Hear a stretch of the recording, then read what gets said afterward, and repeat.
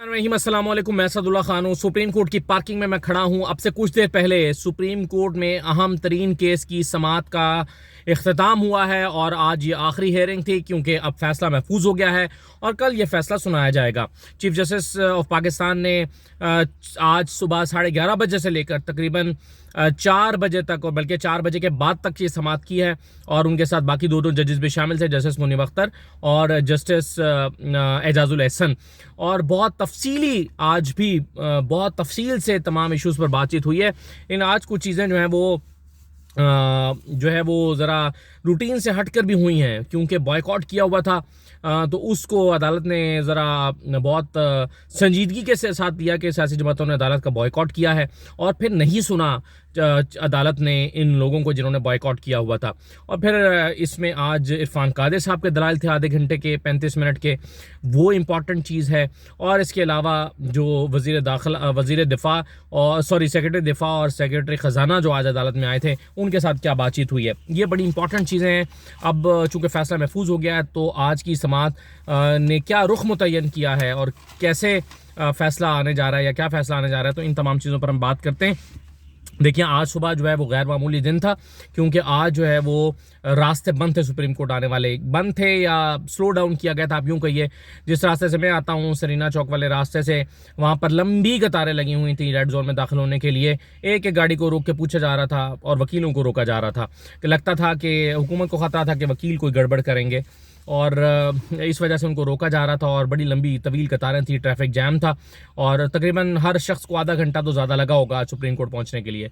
जब supreme court में 11:30 बजे से पहले 2 अशखास ने सुप्रीम कोर्ट से रुजू किया और दरख्वास्त की कि रास्ते खोले जाएँ या वकला को आने दिया जाए। पहले फवाद चौधरी ने 9:30 बजे जाके अदालत से कहा, अदालत ने उस पर भी रेस्ट्रेंट शो किया और कहा कि जी हम इस तरह का कोई ऑर्डर नहीं देंगे, ये इंतज़ामिया का मामला है, हम इंटरफेयर नहीं करेंगे। फिर 11 बजे के करीब शुएब शाहीन साहब ने कहा कि जी वकला को अदालत नहीं आने दिया जा रहा, आप इस पर कोई ऑर्डर जारी करें। उस पर भी अदालत ने कहा कि जी हमारा ताल्लुक सिर्फ अपनी अदालत की हद तक है, हम इस पर ऑर्डर करेंगे, इंतज़ामिया के मामले में फ़िलहाल दखल अंदाजी नहीं करेंगे। लेकिन बहरहाल 11:30 बजे अपने मुकर्रर वक्त पर समाअत का आगाज़ हुआ।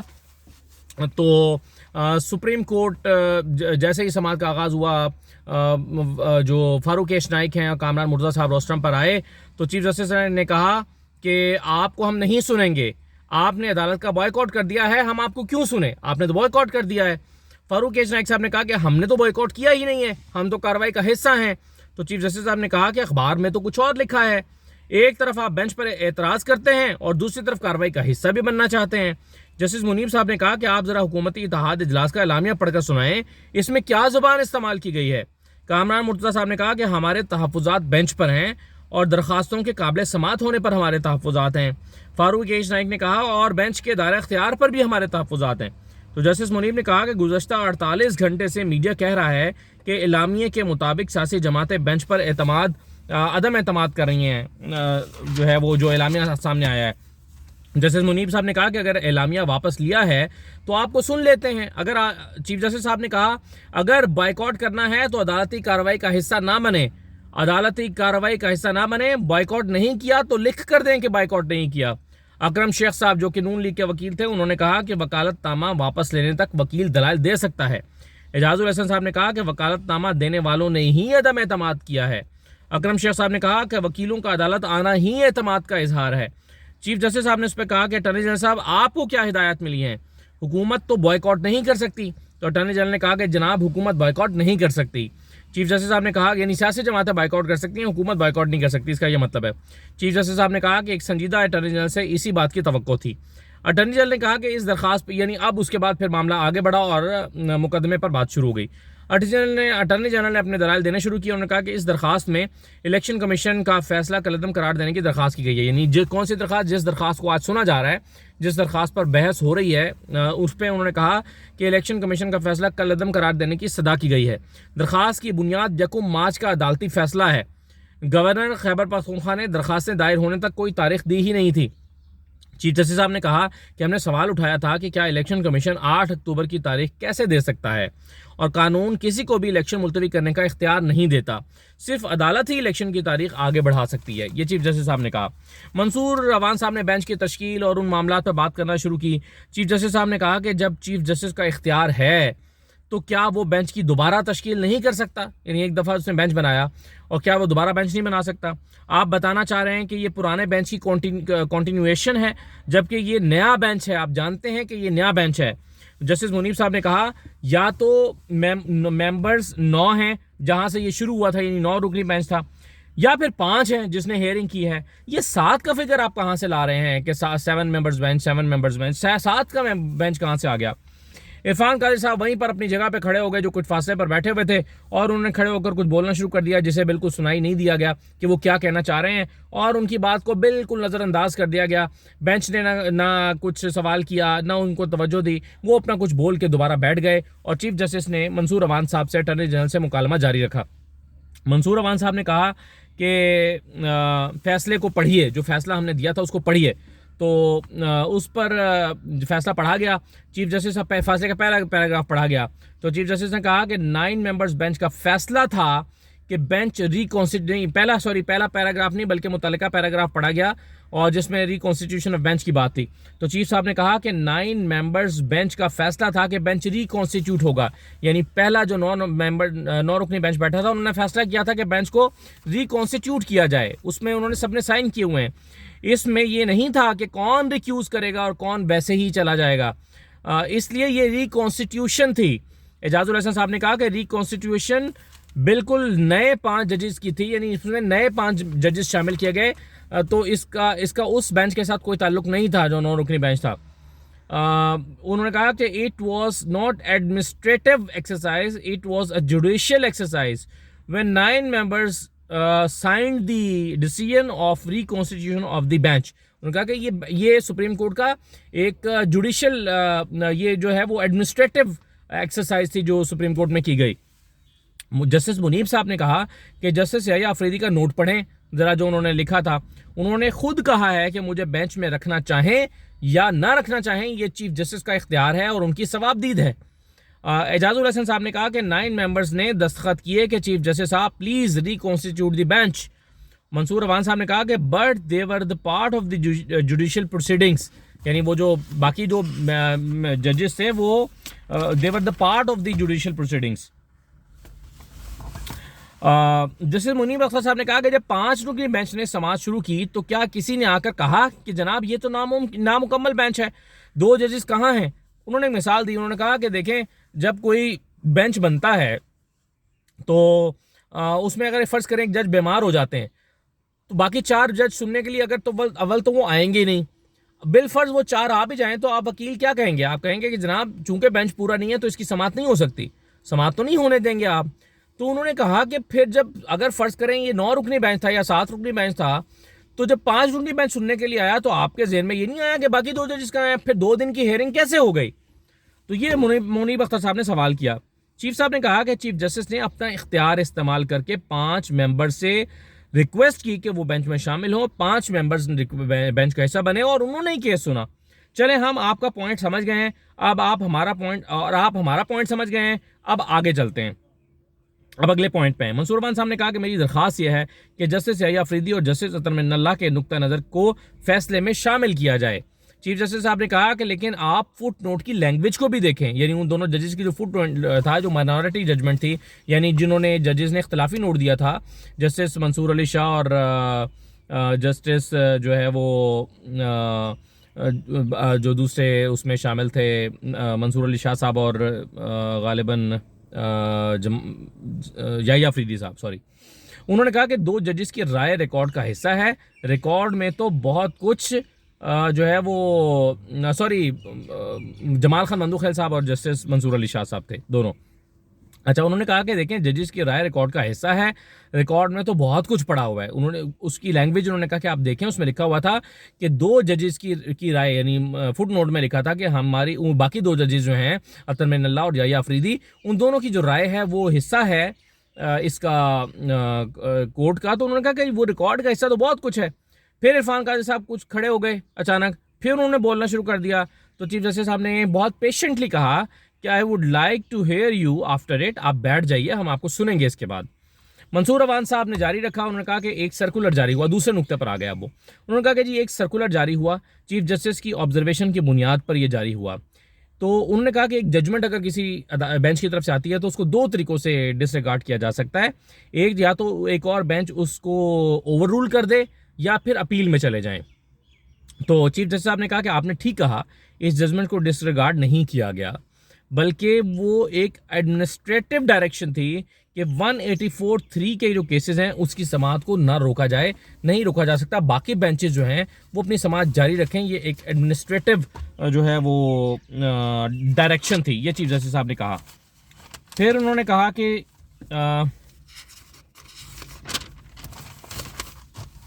चीफ साहब ने कहा कि अगर आप चाहें तो आखिरी पैराग्राफ इसका पढ़ लें। वो जो यानी फायज़ ईसा साहब की एक जजमेंट जो आई थी साथ में अमीन साहब की, तो मंसूर अवान साहब ने उसके 2 पैराग्राफ पढ़े। चीफ जस्टिस साहब ने कहा कि जी इसमें वाज़ेह है कि ये एडमिनिस्ट्रेटिव ऑर्डर है, सॉरी सर्कुलर के 2 पैराग्राफ पढ़ लें। तो सर्कुलर के 2 पैराग्राफ उन्होंने पढ़े तो चीफ साहब ने कहा कि इसमें वाज़ेह है कि ये एडमिनिस्ट्रेटिव ऑर्डर है। और फिर उन्होंने चीफ जस्टिस से साथ ही पूछा कि are you challenging this circular now, अब आप क्या सर्कुलर को चैलेंज कर रहे हैं, करना चाह रहे हैं, यानी आप कानूनी तौर पे? उन्होंने कहा कि नो सर। तो मुनीब अख्तर साहब ने कहा कि then what is your case, फिर आप क्या कहना चाह रहे हैं? तो उन्होंने कहा what I am saying is this is the third category. और फिर कहा गया कि you are basing on assumptions now, आप एजम्पशंस की बात पे बात करें। उन्होंने ये कहा था कि बेसिकली, अभी मैं आपको समझा देता हूँ, मंसूर अवान साहब ने कहा था कि एक जजमेंट को 2 तरीक़ों से उड़ाया जा सकता है। एक, या तो उसको ओवर रूल कर दे कोई और बेंच, या उसको उसमें अपील में जाया जाए। तो उन्होंने कहा कि ये this is the third category, ये जो सर्कुलर जारी हुआ है।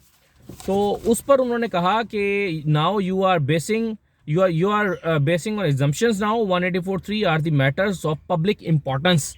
आप देखें कि 3 महीने में पहला आज खुद नोटिस हुआ है, चीफ जस्टिस साहब ने कहा। और उन्होंने कहा कि 3 महीने में पहला आज खुद नोटिस हुआ है, और वो भी नहीं होता। और हुआ ये कि 2 असेंबलियों के, ये इंपॉर्टेंट पॉइंट है, ये सुनिएगा। उन्होंने कहा, चीफ साहब ने कहा कि हुआ ये कि 2 असेंबलियों के स्पीकर्स हमारे पास आए और हमें मौलवी तमीज़ुद्दीन का ख्याल आया कि मौलवी तमीज़ुद्दीन हमारे पास तशरीफ़ लाए हैं। स्पीकर हाउस का कस्टोडियन होता है। उन्होंने कहा कि इस कोर्ट ने बहुत एहतियात की है सोमोटो में, इसलिए सोमोटो को 2 स्पीकर्स की दरखास्तों की रोशनी में सोमोटो लिया गया है। उन्होंने कहा कि अब मोहतरम आप ये फरमा रहे हैं कि ये केस दूसरे 184(3) से मुख्तलिफ है। तो उन्होंने कहा कि अगर आप, चीफ साहब ने कहा कि अगर आप ये फरमा रहे हैं कि ये केस दूसरे 184(3) से मुख्तलिफ है तो आई डोंट एग्री, आप अपनी मर्जी की तशरीह कर रहे हैं। मंसूर अवान साहब ने कहा कि मेरी दरख्वास्त यह है कि सुप्रीम कोर्ट की ये ऑब्जर्वेशन कोर्ट में आनी चाहिए। ये जो सर्कुलर के जरिए आई है, ये कोर्ट में ऑब्जर्वेशन आनी चाहिए, ये उन्होंने कहा। मुनीब अख्तर साहब ने कहा कि एक तरफ आपकी रिक्वेस्ट है कि फुल कोर्ट बनाएं, दूसरी तरफ आप कह रहे हैं कि समाअत पोस्टपोन कर दें, मौखर कर दें समाअत को। मंसूर साहब ने कहा, यानी अटॉर्नी जनरल ने, कि आपने फुल कोर्ट की दरख्वास्त मुस्तरद कर दी थी, आपने तो वो बनाया ही नहीं था, इसलिए हम अब ये दरख्वास्त कर रहे हैं। मुनीब अख्तर साहब ने कहा कि नहीं, मगर फिर तो आपको फुल कोर्ट की दरख्वास्त करनी ही नहीं चाहिए थी। मंसूर अवान साहब ने कहा कि मैं यही कह रहा हूँ कि 184(3) के केसेस फुल कोर्ट सुने।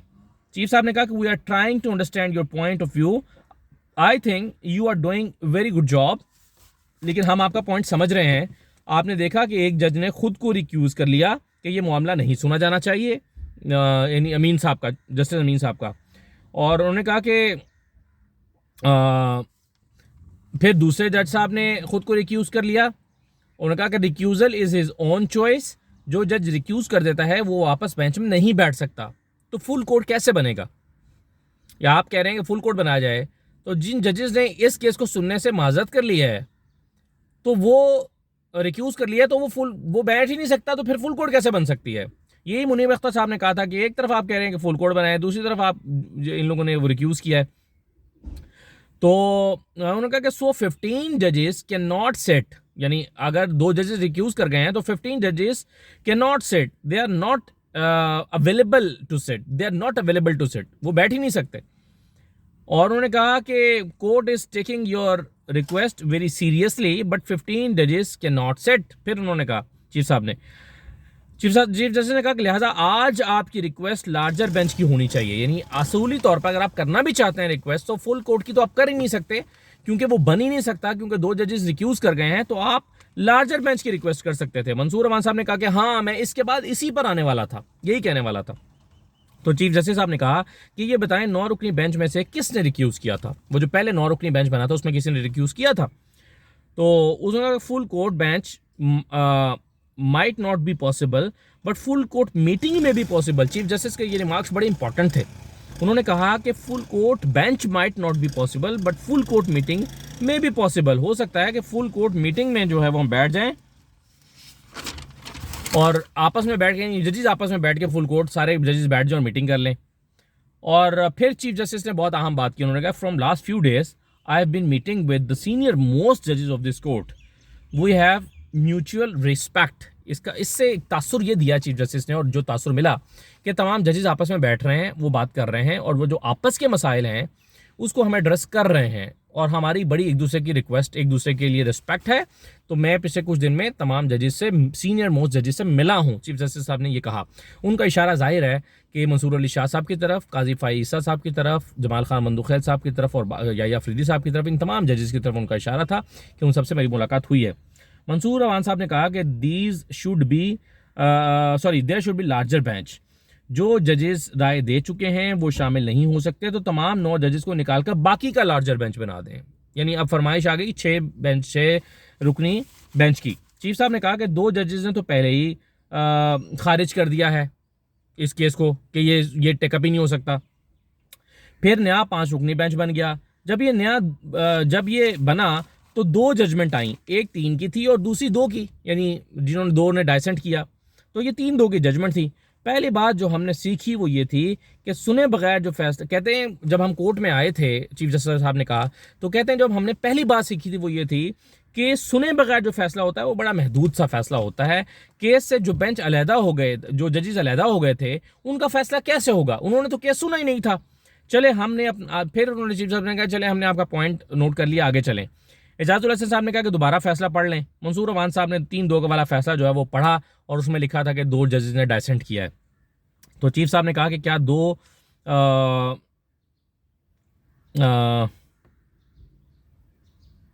अच्छा, अब मैं अपना जुमला नहीं पढ़ पा रहा, बहरहाल आगे चलते हैं।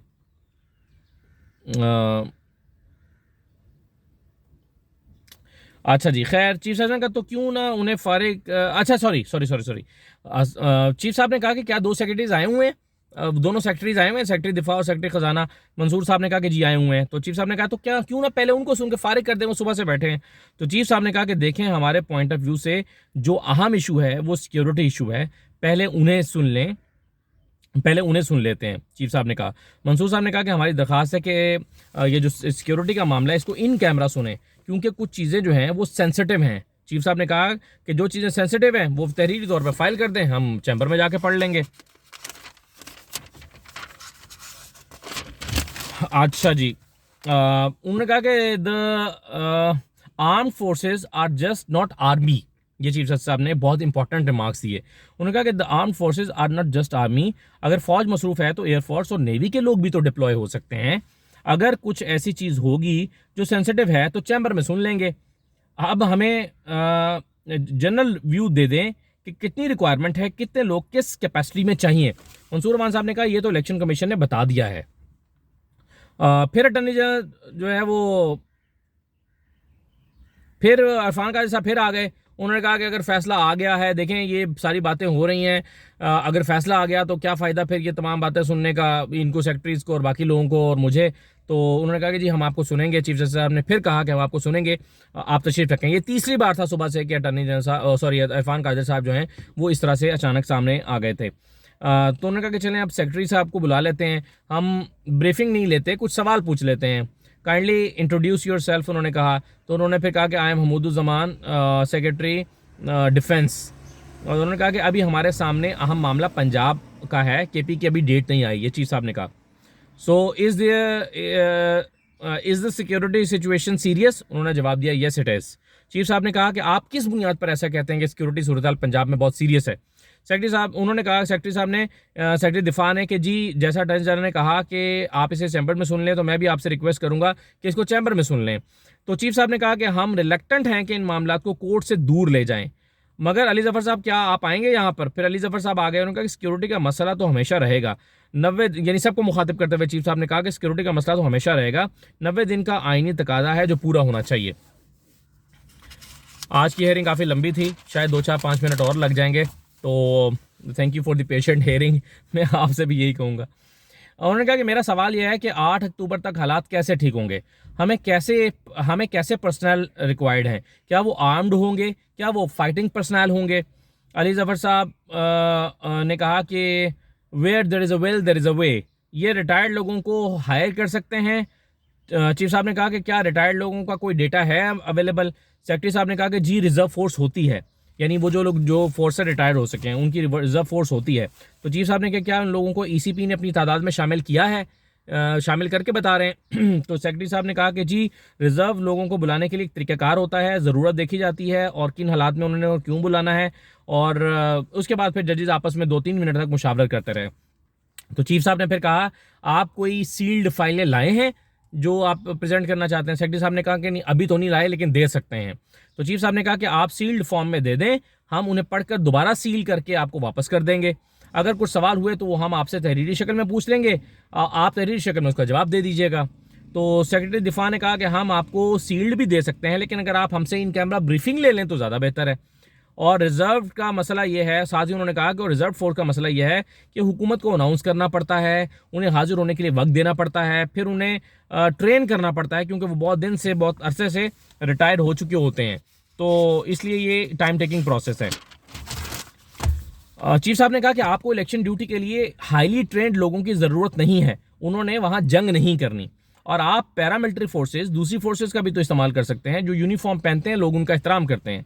चीफ साहब ने कहा कि आप हमें बताइए कि पंजाब में जो सेंसिटिविटी है वो किन किन रीजन्स में ज़्यादा है। इलेक्शन कमीशन ने बताया था कि 50% के करीब हसास हैं। सूरत हाल काफ़ी अरसे से यही है। एक ज़माने में जंग काफ़ी हसास होता था, अब नहीं है। तो आप बता दें कि कौन कौन से इलाके इस वक्त हसास हैं। फिर उन्होंने कहा कि जनरल साहब आप मेहरबानी ये करें कि अभी हमें ब्रेक लेनी है, आप कितनी देर में हमें ये इन्फॉर्मेशन दे देंगे।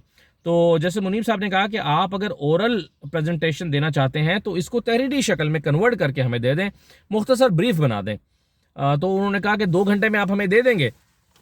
तो फिर उन्होंने सेक्रेटरी साहब ने कहा कि आप हमें थोड़ा टाइम दे दें, कल हम दे देंगे। मंसूर अवान साहब ने कहा कि इस दौरान आप इरफान कादिर साहब को सुन लें, बेशक हेयरिंग जारी रखें, आज यानी चलते रहें, इरफान कादिर साहब को सुन लें, इनसे जो ब्रीफिंग है वो कल ले लें या जो उनकी फाइलें हैं।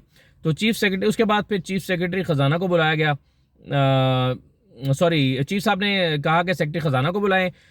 फिर चीफ साहब ने कहा कि क्या ये भी कॉन्फिडेंशियल है, यानी वो भी कुछ फाइल कोई डॉक्यूमेंट बना के लाए थे।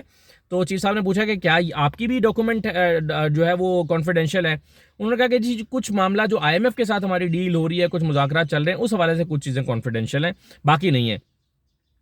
तो उन्होंने बताया कि आप अपना तारुफ कराएं। उन्होंने कहा जी मैं एडिशनल सेक्रेटरी जनरल हूँ, मेरा नाम आमिर महमूद है। तो चीफ साहब ने कहा कि जी कहाँ हैं सेक्रेटरी, कहाँ हैं। उन्होंने कहा कि जी सेक्रेटरी साहब दस्तयाब नहीं थे, पता नहीं कुछ वजह बताई शायद, और कहा कि आज एडिशनल सेक्रेटरी आए हैं। तो चीफ साहब ने कहा कि देखिए आमिर साहब, इसमें 2 चीज़ें हैं, एक रेवेन्यू बढ़ाएं और दूसरा अखराजात कम करें। 2 रास्ते हैं हमारे पास, एक तो ये कि रेवेन्यू बढ़ाएं और दूसरा आप अखराजात कम करें। हम चाहेंगे कि आप हमें अपना बजटरी डॉक्यूमेंट दिखाएं कि कौन सा क्या उसकी डिटेल्स क्या हैं। तो उन्होंने कहा कि डेवलपमेंट बजट जो है उसका भी जिक्र हुआ। उन्होंने कहा सिर्फ आपको 20 अरब रुपए चाहिए। चीफ साहब ने कहा कि अभी डेवलपमेंट बजट के लिए कितना बजट दे रहे हैं, अभी इस वक्त आप डेवलपमेंट बजट के लिए कितना दे रहे हैं।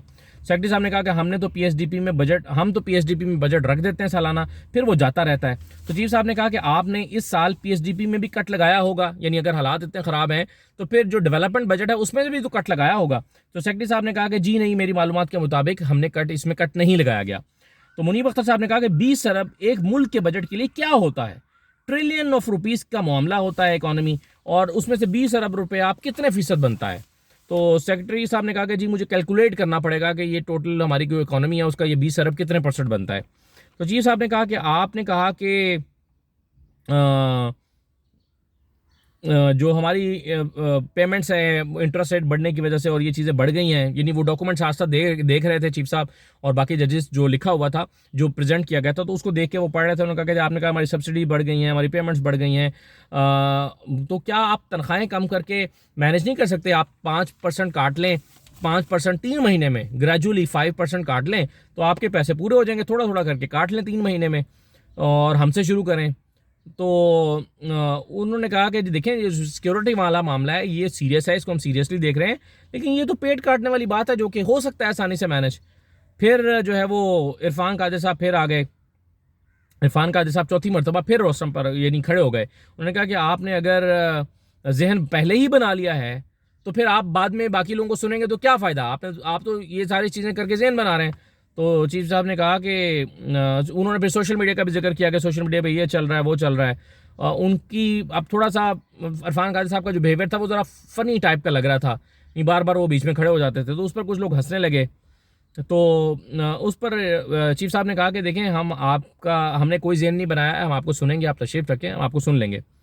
असद उमर साहब आ गए इन द मीन वाइल, आगे आए, रोस्टम पर आए। उन्होंने कहा कि देखें 5,700 अरब रुपया जो है वो खर्च किया जा चुका है यानी इस इकॉनमी में से इस साल में। और फिर उन्होंने कुछ बजटरी टारगेट वगैरह के बारे में बताया और कुछ और चीज़ें बताई, और उन्होंने कहा कि 21 अरब रुपया जो है वो हमारी मईशत के तनासुब में 0.02% बनता है, 0.02%, यानी हमारी मईशत का ये जो 20 अरब है। और उन्होंने कहा कि it's not even the 1/10 of the 1%, ये 1% का 1/10 भी नहीं है, असद उमर साहब ने कहा।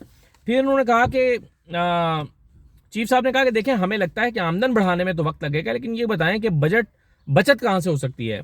असद उमर साहब ने कहा कि देखें फेडरल पब्लिक सेक्टर जो है डेवलपमेंट प्रोग्राम यानी PSDP जो है उसके 700 अरब रुपए रखे गए थे, और इन 700 अरब जो हैं उसमें से अभी तक जो इस साल खर्च हुए हैं वो 229 अरब रुपए खर्च हुए हैं, तो 470 अरब रुपए से ज़्यादा अभी भी पड़े हुए हैं, इस वक्त भी PSDP में पड़े हुए हैं, तरक्याती फंड में पड़े हुए हैं 470 अरब रुपए, उसमें से 20 अरब नहीं निकाल सकते। अगर 21 अरब निकालना चाहें तो ये कितना आसान होता है।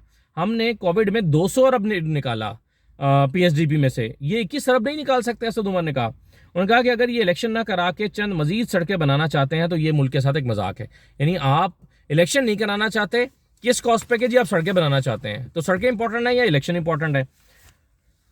मंसूर रमान साहब ने कहा कि डेवलपमेंट बजट से कट करना मुनासिब नहीं है। चीफ साहब ने कहा कि नॉन डेवलपमेंट बजट भी तो होता है, उसमें से देख लें, वो भी तो होगा आपके पास। तो सेक्रेटरी साहब ने कहा कि जी वो तनख्वाहें वगैरह के मद में होता है, बस उसमें ज़्यादा मार्जिन नहीं होता, ज़्यादा उसमें रूम नहीं होता। अच्छा, इरफान कादिर साहब ने कहा कि उसके बाद फिर जो है वो चीफ साहब ने कहा कि चलें ठीक है इसको देखते हैं, और इरफान कादिर साहब आप 2:30 बजे तशरीफ़ लाएँ, फिर आपको सुनेंगे। ब्रेक हो गई, उसके बाद ब्रेक हो गई जी 2 बजे और 2:40 पर समात हुई। ब्रेक में बता तारड़ साहब, रफ़ीक रजवाना, मलिक अहमद खान नून लीग के रहनुमा आ गए। दूसरी तरफ शाह महमूद कुरैशी, असद उमर, हमाद अजहर, फवाद चौधरी, उमर अयूब वगैरह ये पहले मौजूद थे। मैंने ब्रेक में कुछ नून लीग के रहनुमाओं से, अता तारड़ वगैरह से और अहमद खान वगैरह से पूछा, मलिक अहमद खान से, कि जी आपने तो बॉयकॉट किया, आप क्यों आए हैं? तो उन्होंने कहा कि जी हमने बॉयकॉट नहीं किया, हमने तो बेंच पर अदम एतमाद का इजहार किया है, वो मीडिया ने गलत रिपोर्ट किया है कि हमने वो कर दिया है, बॉयकॉट किया है। खैर 2:40 पर समाज दोबारा शुरू हुई। इरफान कादिर साहब रोस्टम पर आए। बड़ा लग रहा था कि इरफान कादिर साहब क्योंकि सुबह से 4 मरतबा आ चुके थे और ऐसा लग रहा था कि वो पता नहीं क्या करेंगे, ऐसा लग रहा था कि वो छोटा सा बम रख के लाए हुए हैं और वो यहाँ पर फोड़ देंगे, लेकिन ऐसा कुछ नहीं हुआ। 30 मिनट तक बोलते रहे इरफान कादिर साहब बड़े धीमे लहजे में, और मैं समझता हूँ कि इरफान कादिर साहब जो हैं वो बड़े ढीले ढाले से उन्होंने अपने आर्गूमेंट दिए, और ज़्यादातर बातें उनकी रेपिटेशन थी जो उन्होंने की थी। अच्छा, फिर जो है वो इरफान कादिर साहब जो है वो रोस्टम पर आ गए। उन्होंने कहा इजाज़त है सर। चीफ साहब ने कहा जी आपको तकरीबन कितने मिनट चाहिए? आपने 3 मिनट वैसे कहा था, तो उस पर कोई लोग हंसने लगे। तो इरफान कादिर साहब ने कहा कि जितने में आप कंफर्टेबल हैं उतना बता दें। तो चीफ साहब ने कहा कि देखें आपने 3 मिनट कहा था, लेकिन वो तो नहीं है, तो आप 15 मिनट ले लें। चीफ साहब तो इरफान कादिर साहब ने कहा नहीं 30 मिनट मुझे दे दें। फिर क्या कहा लगा अदालत में कि जी 30 मिनट अब मांग दिए उन्होंने। चीफ साहब ने कहा कि ट्राई टू बी ब्रीफ। उस पर जो है वो उन्होंने इरफान कादिर साहब ने अपनी गुफ्तगू शुरू की। उन्होंने वही सारी बातें रेपिटेशन थी बेसिकली। 3 मेंबर बेंच के बारे में बहुत से चीज़ें सोशल मीडिया पर आई हैं, और some sort of businesses attributed to जो है वो इस तरह की चीज़ें उन्होंने खैर वो की। मैं जुमला शायद मैंने नामुकम्मल सा लिखा हुआ है। खैर इरफान कादिर साहब ने कहा कि जी आप बाइसनेस की बातें हो रही हैं कि आप बाइस्ड हैं, बड़े पैमाने पर ये बातें हो रही हैं कि बेंच बाइस्ड है, तो पत्ता पत्ता बूटा बूटा हाल हमारा जाने हैं, जाने ना जाने गुली ना जाने बाग तो सारा जाने हैं। कहा जाता है कि इत्तफाक इंसाफ ना हो तो इंसाफ सिर्फ हो ना बल्कि होता हुआ नज़र भी आए। उन्होंने कहा कि यहाँ पर जो है वो न सिर्फ इंसाफ होता हुआ नज़र नहीं आ रहा बल्कि इंसाफ हुआ भी नहीं है। इसका मतलब ये नहीं है कि मैं अदालत की इंटेग्रिटी पर सवाल उठा रहा हूँ, इरफान कादिर साहब ने कहा। उन्होंने कहा तारीख देने का मामला भी कोर्ट को अपने हाथ में लेने के बजाय इलेक्शन कमीशन पर छोड़ना चाहिए। ये मैं अब जल्दी आपको इरफान कादिर साहब के आर्गूमेंट दे रहा हूँ। ये सारी बातें बहुत खामोशी से तीनों जजेस सुनते रहे और बहुत कम आधे घंटे में उन्होंने को इंटरप्ट किया होगा इरफान कादिर साहब को। जो कुछ बोलना चाहते थे इरफान कादिर साहब को बोलने दिया गया। उन्होंने कहा कि पहली बात यह है कि 4-3 का फैसला है, आज इस पर तफसील से बहस हुई है। दिलचस्प बात यह है इरफान कादिर साहब ने इन्फोसाइज किया कि ये 4-3 का फैसला है, जबकि ये इलेक्शन कमीशन के वकील थे, जबकि इलेक्शन कमीशन ही के वकील सजील सवाती कह चुके हैं कि ये 3-2 का फैसला है और हमने 3-2 का फैसला समझते हुए ही ऑर्डर तारीख दी और बाकी चीज़ें प्रोसीड की हैं। आज इलेक्शन कमीशन के दूसरे वकील इरफान कादिर ने कह दिया नहीं, ये तो 4-3 का फैसला है। और उन्होंने कहा कि देखें 9 मेंबर्स का बेंच बना, 4 जजेस का ख्याल था कि इसे नहीं सुना जा सकता। मेरे ख्याल में that is the minority judgement. ये रेपिटेशन कर रहे थे इरफान कादिर साहब। उन्होंने कहा कि जजेस का कॉन्फ्लिक्ट सामने आया है and this is not the internal matter of the court. जो कॉन्फ्लिक्ट है इंटरनल मैटर नहीं है। मेरे ख्याल में अगर फुल कोर्ट ना भी हो तो ज़्यादा जजेस को शामिल कर लिया जाए ताकि आवाम को इस पर एतमाद हो। जजेस from all side should be included. मुझे नहीं पता इसका क्या मतलब था कि ऑल साइड्स का क्या मतलब है। फिर उन्होंने कहा कि national interest is following the constitution. Chief साहब ने ये कहा पूरे मुल्क में इलेक्शन एक ही वक्त में होने चाहिए, बिलखुसूस जब दोनों में बहुत कम वक्त रह गया हो। ये इरफान कादिर साहब का आर्गूमेंट था कि जब इतना कम टाइम दोनों में बचा है तो फिर ये जो है वो एक वक्त में होने चाहिए। पहले हाई कोर्ट्स को मैटर डिसाइड करना चाहिए, फिर सुप्रीम कोर्ट में आना चाहिए, उन्होंने कहा। फिर उन्होंने कहा कि असम्बली 3 तरह से तहलील हो सकती है, सदर को तारीख देने का इख्तियार नहीं। इस कोर्ट ने 57(a) का सहारा लिया। 57 मैं पढ़ देता हूँ, पढ़ा गया।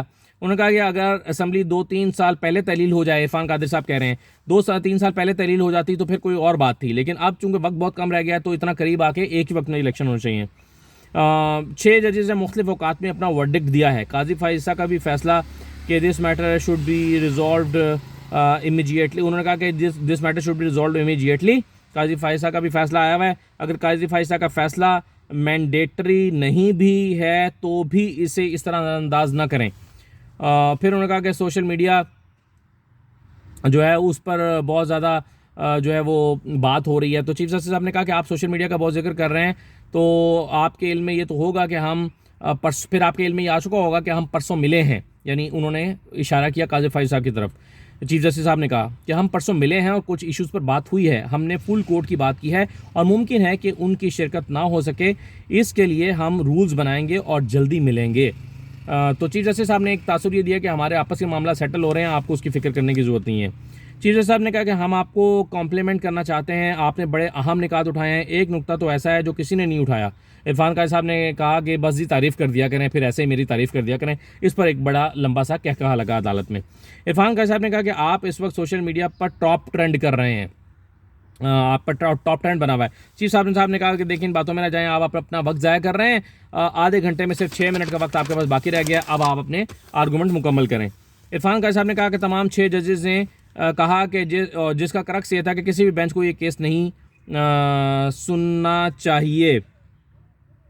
इरफान कादिर साहब ने कहा कि पंजाब असम्बली चीफ मिनिस्टर ने तोड़ी ही नहीं, वो तो तोड़ना ही नहीं चाहते थे। फवाद चौधरी साहब की ऑडियो आई थी फवाद चौधरी के बारे में कि जी फवाद चौधरी चीफ मिनिस्टर ने कहा था कि फवाद चौधरी अगर पहले गिरफ्तार हो जाता तो असम्बली ना टूटती। तो इस पर सब लोग हंसने लगे, फवाद चौधरी भी इस पर काफ़ी हंसे। फिर उन्होंने कहा कि जजेस की भी ऑडियोज़ आई हैं, जब जजेस की ऑडियो आ जाए तो आपको या भी वो ये कह रहे थे कि उन्होंने कहा कि जब जजेस की ऑडियो आ जाए तो फिर आपको जो है वो उस पर एहतियात करनी चाहिए। आपने पहले भी तो एजाजुल हसन साहब को बेंच से अलग कर दिया था, तो अब क्यों फिर शामिल किया दोबारा बेंच में? अब भी ना करते तो बेहतर होता। तो चीफ जस्टिस साहब ने कहा कि कोई वजह तो होनी चाहिए ना, अगर इनको बेंच में शामिल ना करूँ तो इसकी कोई वजह होनी चाहिए। तो उस पर जो है चीफ साहब ने कहा कि मैंने शामिल नहीं किया था उस वक्त, तो मेरे पास उसकी कोई वजह थी। इरफान कादिर साहब ने कहा तो अब वो वजह ख़त्म हो गई है। चीफ साहब ने कहा कि हाँ वो वजूहात यहाँ पर अप्लाई नहीं होती, वो अलग वजूहात थी और वो मैं आपको क्यों बताऊँ कि क्या वजह थी। इरफान कादिर साहब ने कहा कि एजाजुल हसन और मज़ाहिर नकवी ने खुद को रिक्यूज़ किया था। चीफ जस्टिस साहब ने कहा कि दिखाएं जजमेंट, कहाँ रिक्यूज़ किया था, दिखाएं जजमेंट। जस्टिस अमीन और जस्टिस जमाल का नोट उन्होंने जो है वो उन्होंने खुद को रिक्यूज़ किया। उन्होंने कहा कि इनका नोट निकालें। जस्टिस अमीन ने खुद को रिक्यूज़ किया और जस्टिस जमाल खान ने मंतुखेल ने रिक्यूज़ किया। इस तरह का नोट होता है, जो रिक्यूज़ करता है उनका नोट होता है, बाकी उन्होंने कहाँ नोट लिखा है कि वो रिक्यूज़ कर रहे हैं। और उन्होंने कहा कि मंसूर अली शाह ने कहा कि जब कोई जज सुन रहा हो तो उसे बेंच से अलग नहीं किया जा सकता। इरफान कादिर साहब ने कहा, ये नसीब साहब ने कहा, ये बात कही कि मंसूर अली शाह साहब ने सही कहा कि जब कोई बेंच सुन रहा हो उसको उसकी मर्ज़ी के बगैर बेंच से अलहदा नहीं किया जा सकता। इरफान कादिर साहब ने कहा कि मैं आखिरी बात करूँगा, मैं नहीं चाहता कि जजेस चीफ जस्टिस के बारे में ऐसी बात लिखें, लेकिन अगर कोई ऐसी बात कर रहा है तो उसे डिस्पेल करें। मंसूर अली शाह साहब ने कहा कि power of one man show. तो जब उन्होंने ये बात की तो चीफ जस्टिस ने मुस्कुराते हुए कहा कि मैंने उनसे पूछा मंसूर अली शाह साहब से कि आपने मेरे बारे में क्यों लिखा वन मैन शो। तो मंसूर अली शाह साहब ने मुझे कहा कि मैंने आपके बारे में नहीं लिखा, मैंने तो जनरल बात की है चीफ जस्टिस के ख़ैरात के हवाले से। तो ये बात उन्होंने की। उसके बाद जो है गालिबन ये आखिरी सफ़ा है, बल्कि नहीं 2-3 और भी हैं। वीडियो बहुत लंबी हो गई है, मैं उसके लिए माफ़ी चाहता हूँ, लेकिन मैं चाह रहा हूँ कि एक ही वीडियो में सारी बातें बता दूँ। चीफ साहब ने कहा कि हम तो चाह रहे थे कि एजी साहब मदद करें, सब लोगों को संभालें, आपस में बातचीत करें, लेकिन किसी ने हमारी मदद नहीं की। फिर उन्होंने कहा कि thank you very much for your able arguments, बहुत ज़बरदस्त आपने आर्गूमेंट्स दिए हैं, और there was an element of entertainment also. ये चीफ साहब ने इरफान कादिर साहब से कहा कि there was an element of entertainment also, तो उस पर क्या कहा लगा। फिर कामरान मुर्तज़ा साहब और फारूक नाइक साहब आ गए रोस्टम के ऊपर। उन्होंने कहा कि हमारे एलामिये में बाइकआउट का लफ्ज़ नहीं। तो उन्होंने कहा कि जजेस ने कहा कि तो फिर क्या है अगर बाइकआउट का लफ्ज़ नहीं। तो उन्होंने कहा कि हमने नो कॉन्फिडेंस का कहा है। तो मुनीफ साहब ने कहा कि इसका क्या मतलब होता है, नो कॉन्फिडेंस फिर क्या होता है। एक तरफ आप अदम एतमाद जाहिर कर रहे हैं, दूसरी तरफ राइट ऑफ ऑडियंस मांग रहे हैं। फिर अकरम शेख साहब आ गए, उन्होंने लंबी तकरीर की। उन्होंने कहा कि हमें यहाँ असिस्ट करने के लिए अपॉइंट किया जाता है। चीफ साहब ने कहा कि देखें, हम आपका और बाकी सबका बहुत एहतराम करते हैं, इनफरादी हैसियत में आप नहीं आए बल्कि पार्टीज़ को रिप्रेजेंट करते हैं। अकरम शेख साहब ने कहा कि मैं यहाँ ज़ाती हैसियत में बात कर रहा हूँ। मुनीफ साहब ने कहा कि आप अपने पहले फिर वकालतनामा वापस लें, फिर ज़ाती हैसियत में बात करें। अकरम शेख साहब ने कहा कि जनाब, क्या मैं इस अदालत को मशवरा देने के लिए अखबार में आर्टिकल लिखूँ, क्यों ना मैं अपने पैरों पर यहाँ खड़ा हूँ तो आपको अपना मौक़िफ़ दे दूँ। ये अकरम शेख साहब ने कहा। उसके बाद उन्होंने लंबी बात की। चीफ साहब ने कहा कि चलें, आपने जो लिखा है हमें दे दें, हम इसको नोट कर लेंगे। I will not embarrass my self any further, ये अकरम शेख साहब ने कहा। चीफ साहब ने कहा कि thank you very much. Kamran Murtaza साहब ने कहा कि जी, बाकी लोग चले गए, कामरान मुर्तज़ा साहब रह गए। उन्होंने कहा कि देखें, गवर्नर खैबर पख्तूनख्वा के वकील के तौर पर आप किसी और को सुन लें, वरना मेरी जो है ना, ये मेरी हद तक ये कॉन्फ्लिक्ट ऑफ इंटरेस्ट हो जाएगा। अजहर सिद्दीक साहब लाहौर से बोले। उन्होंने कहा कि लाहौर हाई कोर्ट में कहा गया था कि लाहौर हाई कोर्ट में पहले ये मामला सुना जाए और उसके बाद आए, तो लाहौर हाई कोर्ट में कोई भी मामला अब पेंडिंग नहीं है, ज़ेर समात नहीं है। तो चीफ साहब ने कहा कि शुक्रिया ये बताने के लिए कि लाहौर और पेशावर में कोई केस पेंडिंग नहीं है। अटर्नी जनरल ने कहा कि जब सुप्रीम कोर्ट का फैसला आया था तो दोनों अदालतों ने इसको डिस्पोज ऑफ कर दिया था। फिर चीफ जस्टिस साहब ने अली ज़फ़र साहब को बुलाया। अली ज़फ़र साहब, आप जवाब में कुछ कहना चाहते हैं? अली ज़फ़र साहब ने मोटे मोटे जो दलाइल हैं वो दोबारा दिए, और फिर सेक्शन 58 को पढ़ा, और 5 मिनट उन्होंने कहा कि मैं लूँगा। और चीफ साहब ने कहा कि देखें, अब कोई बात हो रही थी तो चीफ साहब ने कहा कि देखें ना, अब अकरम शेख साहब ने तैयारी की है, लेकिन क्लाइंट ने पीछे से रस्सी खींच ली है, तो इस तरह की सूरत में आला ज़ाहिर है क्या कर सकते हैं। अली ज़फ़र साहब ने कहा कि इलेक्शन कमीशन ने अपना सारा बर्डन इदारों पर डाल दिया है। चीफ साहब ने कहा कि इलेक्शन कमीशन